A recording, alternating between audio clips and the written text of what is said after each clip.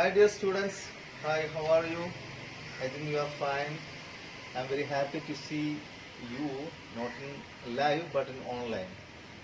Okay, and this is our school, M Higher Secondary, Venur, and I welcome all of you to the new class 5th standard. And here I am standing in front of you as your class teacher. I am Anis Master. അഞ്ചാം ക്ലാസ്സിലെ പ്രിയപ്പെട്ട വിദ്യാർത്ഥികൾ, ഇന്ന് ഇംഗ്ലീഷിലെ ഒന്നാം യൂണിറ്റിലെ ആദ്യ കഥയായിട്ടുള്ള island എന്ന ചെറു കഥയെ ആസ്പദമാക്കിയിട്ടുള്ള ക്ലാസ്സാണ്. നമുക്ക് എല്ലാവർക്കും അറിയാം, കരപ്രദേശങ്ങളിൽ നിന്ന് കടലിന്റെ കുറച്ച് ഉൾഭാഗത്തായിട്ട് കാണുന്ന ചെറിയ പ്രദേശമാണ് ദ്വീപ്. 4 ഭാഗവും വെള്ളത്താൽ ചുറ്റപ്പെട്ട ഒരു ചെറിയ തുരുത്താണ് ദ്വീപ് എന്ന് പറയുന്നത്.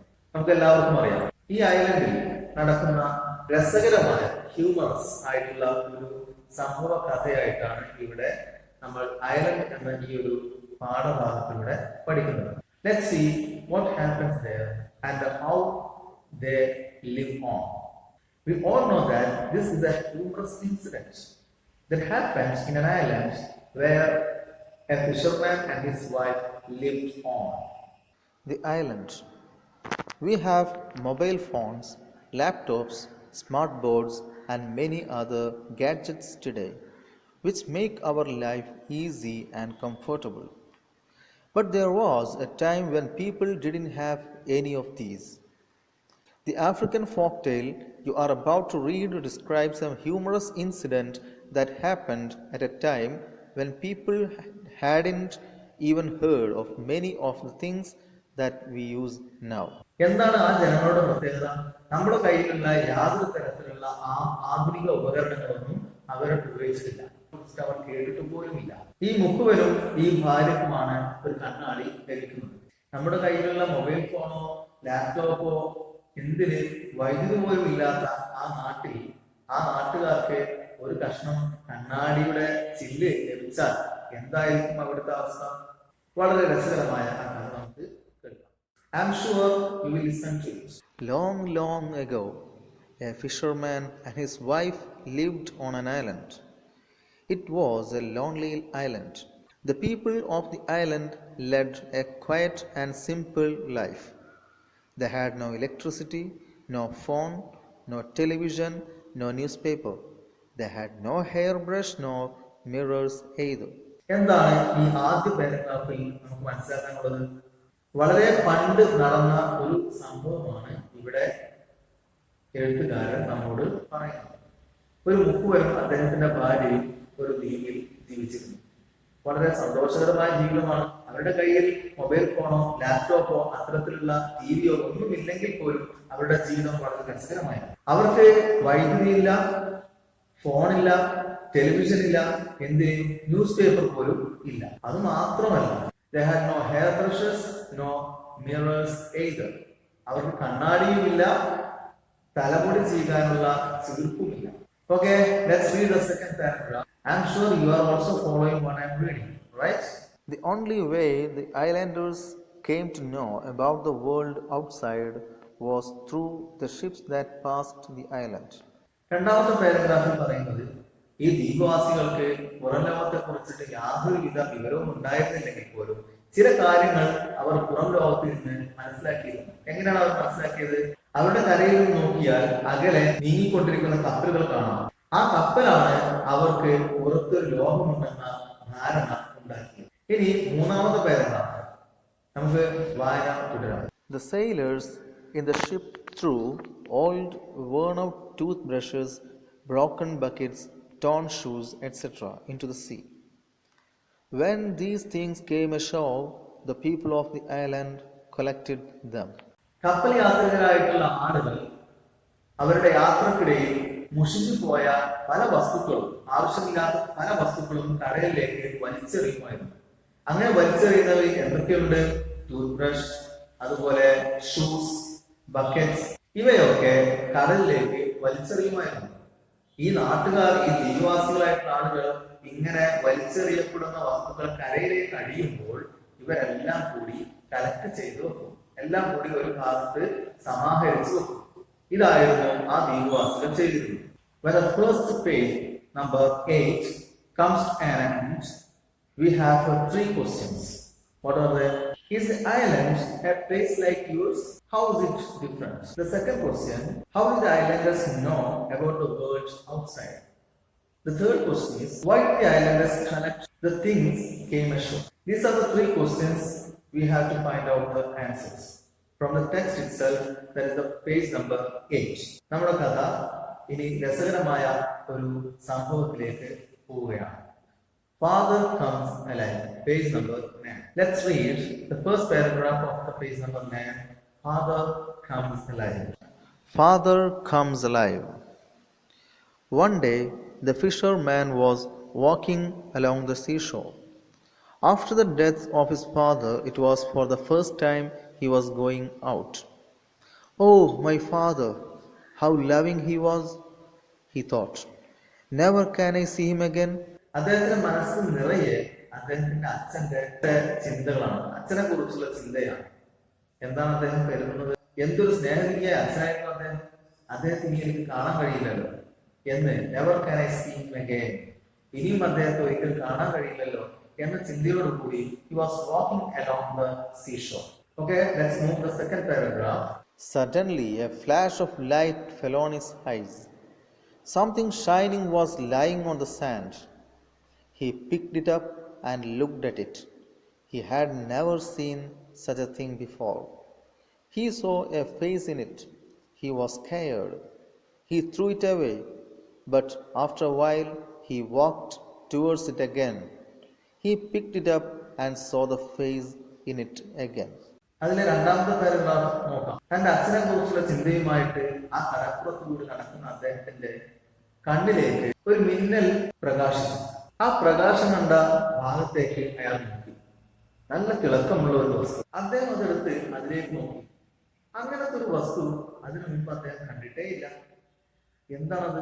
നോക്കുമ്പോഴതാ ഒരു മുഖം അതിൽ തെളിഞ്ഞു കാണുന്നു. ആദ്യം അയാൾ പേടിച്ചുപോയി. He was scared. അദ്ദേഹം പേടിച്ചുപോയി, ഭയപ്പെട്ടു. എന്താണ് ഈ കാണുന്നത്? നോക്കിയതും അദ്ദേഹം അത് അകലേക്ക് വലിച്ചെറിഞ്ഞു. പേടിച്ചുകൊണ്ട് അദ്ദേഹം വലിച്ചെറിഞ്ഞു. എന്നിട്ട് അദ്ദേഹം നടത്തം തുടർന്നു. പക്ഷെ കുറച്ച് സമയത്തിന് ശേഷം ഈ വലിച്ചെറിഞ്ഞ വസ്തുവിലേക്ക് തന്നെ വീണ്ടും അയാൾ തിരിച്ചെത്തി. എന്നിട്ട് ആ വലിച്ചെറിഞ്ഞ വസ്തുവിനെ വീണ്ടും എടുത്തു. നോക്കിയപ്പോഴതാ വീണ്ടും ഒരു മുഖം.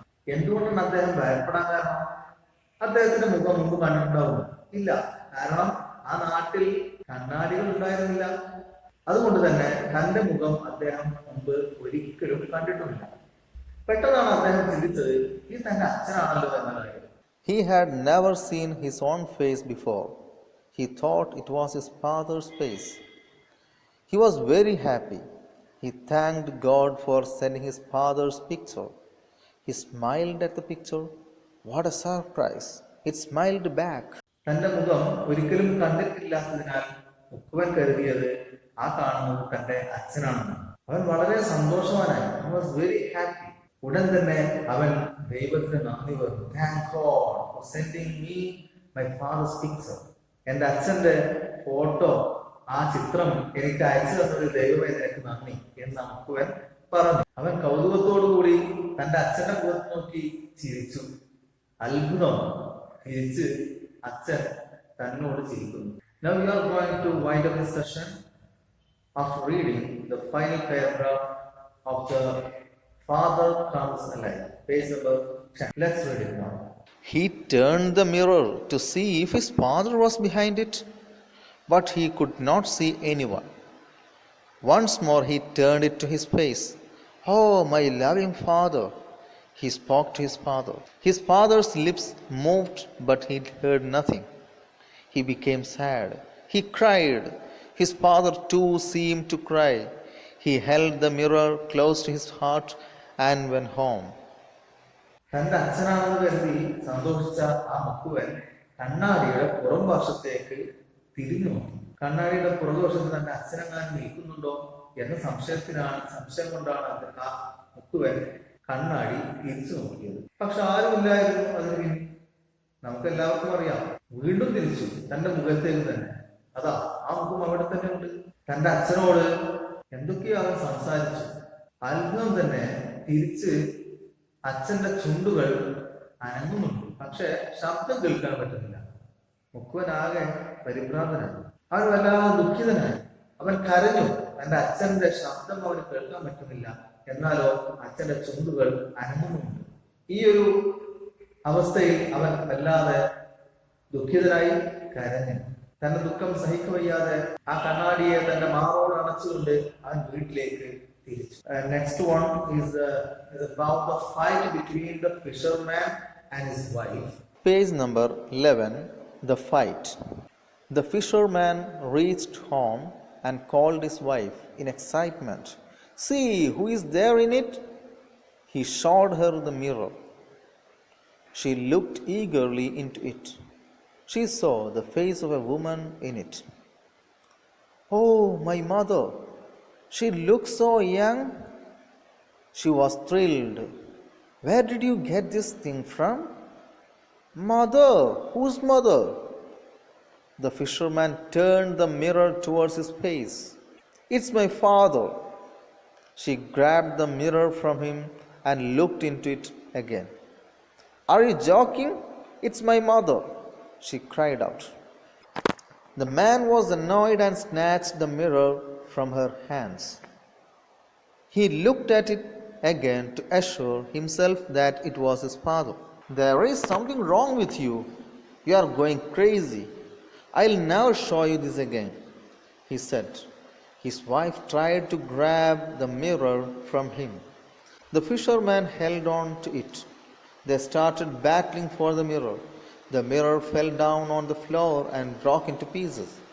They stopped fighting and looked at the pieces. The pieces reflected their images. തന്റെ മാറോട് ചേർത്ത് വെച്ച് ആ കണ്ണാടിയുമായിട്ട് വീട്ടിലേക്ക് എത്തിയ മുക്കുവൻ തന്റെ ഭാര്യയോട് വളരെ ആഹ്ലാദത്തോടു കൂടി അല്ലെങ്കിൽ ആശ്ചര്യത്തോടു കൂടി ഈ വസ്തുവിനെ കാണിച്ചു. ഭർത്താവ് വളരെ സന്തോഷത്തോടു കൂടി ഭാര്യയോട് പറഞ്ഞു, ആരാണെന്ന് നോക്കൂ, ഈ കണ്ണാടി, ഈ വസ്തുവിൽ ആരാണെന്ന് നോക്കൂ എന്ന് തന്റെ ഭാര്യയോട് ആവശ്യപ്പെട്ടു. ആ സ്ത്രീ ഉത്കണ്ഠയോടുകൂടി ആ വസ്തുവിലേക്ക് നോക്കിയപ്പോൾ അതിലതാ ഒരു സ്ത്രീയുടെ രൂപം. അവൾ പറഞ്ഞു, ഓ എന്റെ അമ്മ, ഇതെന്റെ അമ്മയാണല്ലോ. ഓ നല്ല യുവതിയായിരിക്കുന്നല്ലോ, എന്തൊരു സുന്ദരിയാണ് അവർ. അവൾ ആവേശഭരിതയായി പറഞ്ഞു. എന്നിട്ട് തന്റെ ഭർത്താവിനോട് ചോദിച്ചു, എവിടെ നിന്നാണ് ഈ ഒരു വസ്തു കിട്ടിയത്? പക്ഷെ ഭർത്താവ് അതിന് മറുപടി പറയുന്നതിന് പകരം എന്താ പറഞ്ഞത്, എന്താ ചോദിച്ചത്? അമ്മയോ? ആരുടെ അമ്മ?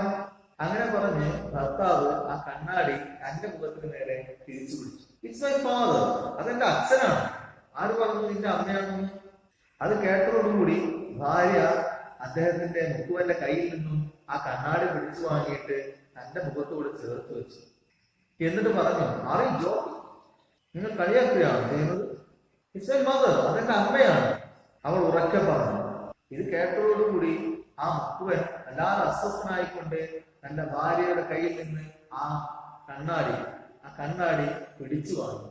എന്നിട്ട് വീണ്ടും തന്റെ മുഖത്തോട് ചേർത്ത് വെച്ചിട്ട് ഒന്നുകൂടെ ഉറപ്പിച്ചു, തന്റെ അച്ഛൻ തന്നെ അല്ലേ ആ കണ്ണാടിക്കുള്ളത്. എന്നിട്ട് ആ ഭർത്താവ് തന്റെ ഭാര്യയ്ക്ക് നേരെ ചീറി പറഞ്ഞു, നിനക്കെന്താ ഭ്രാന്തുണ്ടോ? അത് ക്രേസി, നിനക്കെന്തോ സംഭവിച്ചിരിക്കുന്നു. There is something happened. There is something wrong with you. നിനക്കെന്തോ പറ്റിയിരിക്കുന്നു.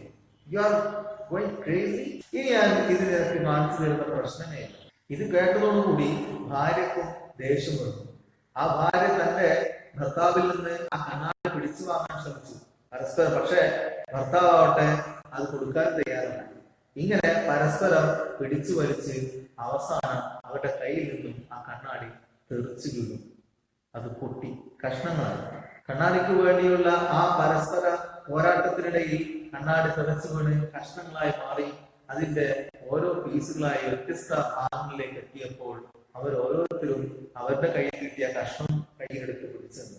അപ്പോൾ നോക്കുമ്പോഴതാ തന്റെ കയ്യിലുള്ള ചിത്രത്തിൽ തന്റെ ഭാര്യയുടെ കയ്യിലുള്ള കഷ്ണത്തിൽ, മുറിഞ്ഞുപോയ കഷ്ണത്തിൽ ഭാര്യയുടെ ചിത്രവുമാണ് കാണുന്നത്. ഇത് കേട്ടപ്പോൾ അത് സംഭവിച്ചിട്ടുണ്ടോ? വളരെ സന്തോഷവാന്മാരായിട്ടുണ്ടോ? കാരണം തങ്ങളുടെ മുഖം ആദ്യമായി കാണുകയായിരുന്നു അവർ. അതോടൊപ്പം തന്നെ അവരുടെ സന്തോഷകരമായ ജീവിതത്തിന് അറുതി വരുത്തിയേക്കാവുന്ന ഒരു വലിയ പ്രശ്നത്തിന് പരിഹാരവുമാവുകയാണ്.